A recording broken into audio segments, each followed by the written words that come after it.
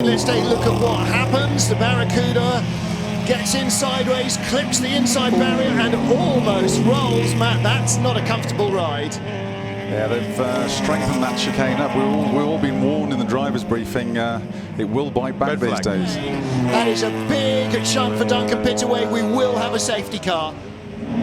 Now they're going to have to go straight through the chicane because the actual line is blocked, and of course no onboard radios, nothing to warn them about this. So they're going to come piling down into the corner. There's Jeff Bloxham, the photographer, gone to have a chat. But Duncan is out of the car. And unfortunately, the Barracuda has been bit. Safety car boards under are the out. front of one of the great Jaguar has got things stuck under the front of it now, which must be debris from that chicane.